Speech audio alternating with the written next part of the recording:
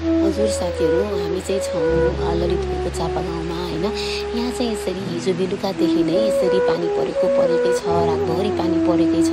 अहिले बिहान पनि यसरी हेर्नु न, चारैतिर कालो बादल छाएर होइन पानी परिरहेको छ। पानी पर्ने मात्रा रोकिएको छैन, रोक्ने छाँटकाँट पनि छैन होइन।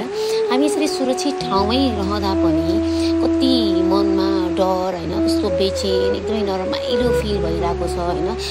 उसै नै देशमा एकदमै व्यथिति छाइरहेको कारणले यसपालिको दसैँ पनि खासै रौनक र रमाइलो त मानिएन होइन।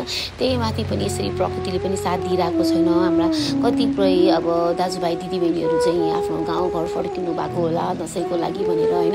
यसरी जोखिमको यात्रा चाहिँ नगरिदिनु होला, 2 दिन भए पनि आफ्नै परिवारसँग बसिदिनु होला, अत्तालिएर आँतिएर नफर्किनु होला। बाटो सबैतिर ब्लकेजको न्युजहरू आइरहेको छ होइन, पहिरो गइरहेको छ। त्यस भएर जहाँ हुन्छ सुरक्षित तरिकाले बस्नु होला साथीहरू।